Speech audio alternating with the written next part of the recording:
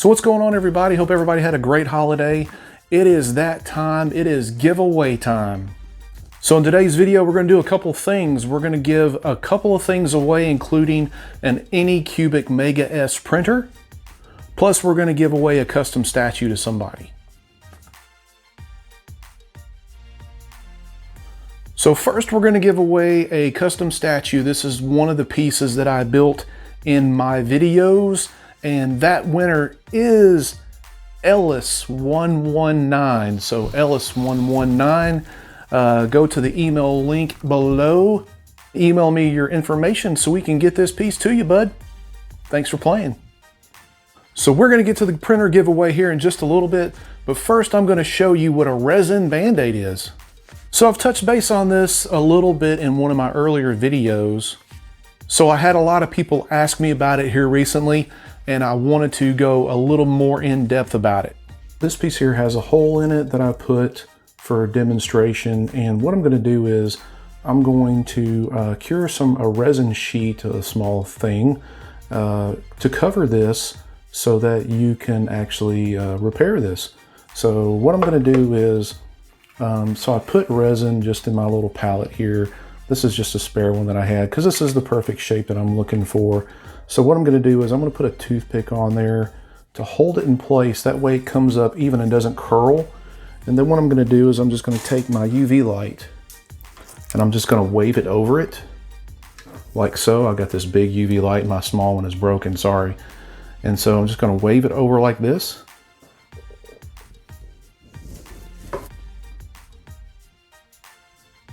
So this should in theory pop up like so. And then I can take, and it doesn't curl, down a little bit. And then this toothpick should pop right off like so. Just press it down however much you need to go over it. And just take your light, move your resin out of the way first, and take your light and cure it.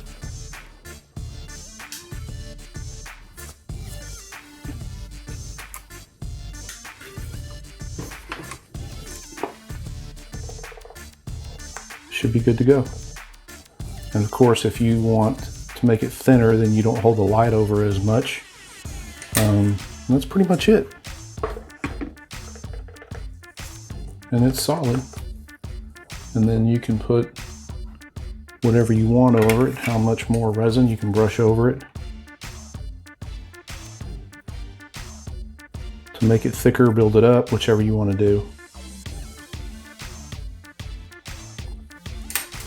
And of course you cure it again, and then your hole is filled. This is a more complex hole here, a little bit bigger. So what I'm going to do is I'm actually going to use a piece of gauze because it is heavier than like tissue or something. And then I'm going to just coat this down with resin around this. And granted, this thing is probably not going to cover up this whole hole here. And then I'm going to just take the gauze, place it over, like so. Put a little bit more resin on top of it. It soaks it up fairly well. At least around the edges first. I'm not gonna put any around the middle yet. Okay, and then I will take my light.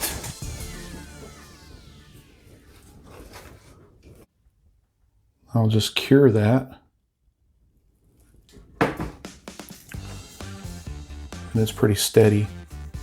So then I'll just take for the rest of the center, so that way it doesn't bow in. And then you can take whatever resin, you can use filler, you can use whatever you want to strengthen this. But I'm just going to kind of do it with resin here.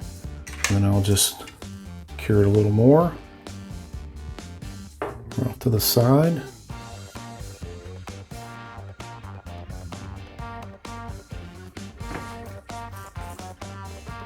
And there you have it. It's pretty solid. And then you can cover it up and then you can sand it however you want to. So this is just a small experiment that I've been working on. Sure, you can use fiberglass padding, you can use fiberglass, you can use other types of resin, you can use wood filler, you can use this, that, and the other. This was just something quick and easy that if you're in the middle of making a model, painting it or building it, and you pop a hole in it or something, this is just something quick and easy. There's tons of different methods out there that you can use. This is just something I've been working on for a little bit just to see if it does work. And it's one of those quick little things, quick little fixes that you can do to just repair your model right away. I haven't seen any issues using any type of gauze with it or anything like that. Again, you can use a fiberglass pad. The reason I use gauze because it is thinner, and that way when you start to sand it down, it just doesn't just bore into it whatsoever, and you don't have a thick layer. You're trying to get as close to that flat surface as possible. I know that if I have a resin model and it has a hole in it, I want to fill it back up with resin. I'm unsure with like Bondo and body filler. There's times later on down the line where it can crack and splinter, and you could have that on your model as well. There's just no telling. With the gauze, it just helps keep everything together. It kind of serves the same purpose as a fiberglass mat. You can also use this method on gaps and seams as well. Of course, if you got a piece that has just a huge hole in it, you just might want to rethink about reprinting it. All right, so are you guys ready for the printer giveaway? This is for a brand new Anycubic Mega S FDM printer. And a little bit of drum roll, please.